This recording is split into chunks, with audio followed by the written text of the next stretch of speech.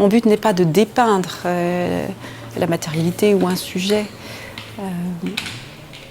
C'est bien plus de me l'approprier en prenant du temps, et ça me demande moi du temps sur place, en me laissant aimer le paysage et en être aimé, c'est-à-dire dans le sens à fondre nos barrières et à s'interpénétrer de toutes ces sensations, qu'elles soient auditives, visuelles, odeurs, toutes les sensations qu'on peut prendre d'humidité, qui tout ça, ensuite, quand je me remémore, un lieu revient à mes différentes mémoires.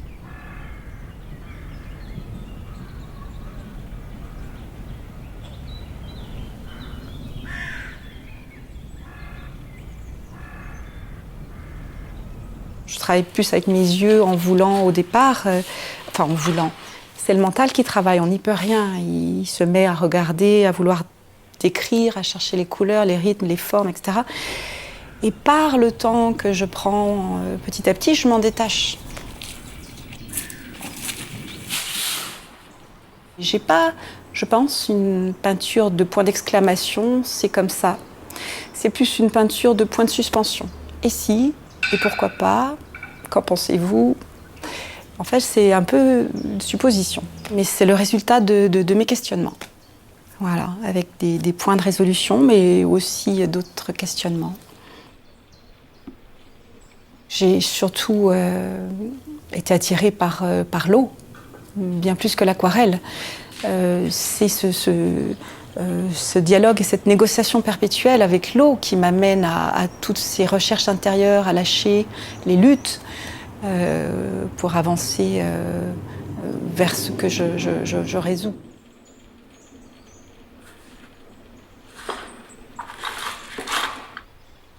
Ce déroulement qui, bien que linéaire, n'est jamais le même, moi, je dois intercaler mes actions de peintre en tenant compte de tout ça. Donc je dois me soumettre et pas lutter contre. Si je lutte avec l'eau, je vais le voir très très vite.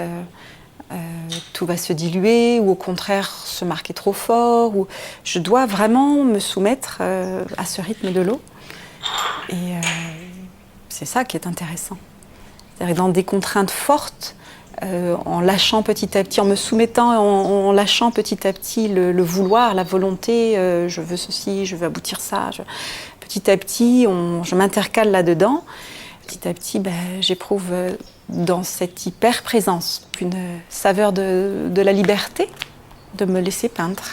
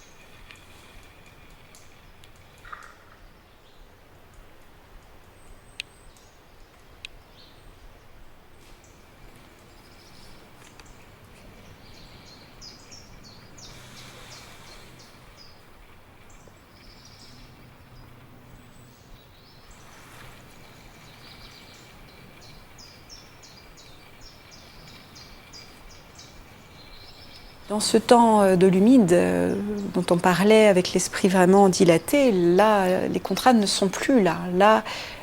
Là, c'est une chorégraphie à dérouler, plus ou moins dans un temps dilaté ou plus resserré, mais le tempo, je le connais. Donc voilà, je pose des actions et c'est une danse et on va jusqu'au bout.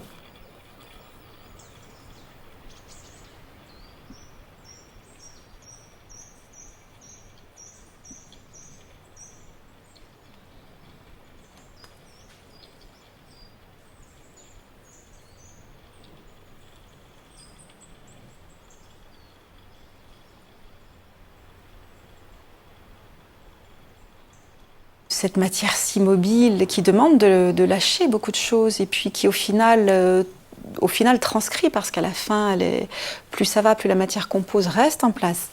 Donc on voit bien l'amplitude du geste, le souffle, la respiration, si on est nerveux, saccadé, si tout ça se voit au final. Donc il faut accepter aussi de regarder son écriture comme ça en face.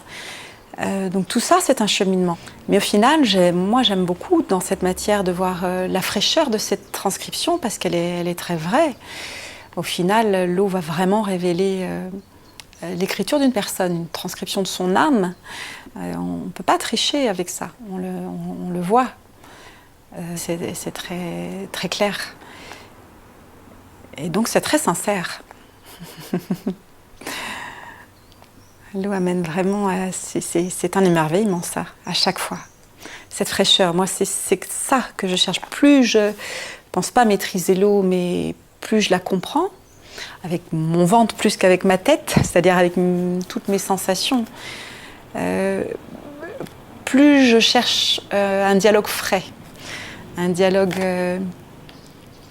avec beaucoup d'acceptation des propositions de l'autre, sans vouloir convaincre.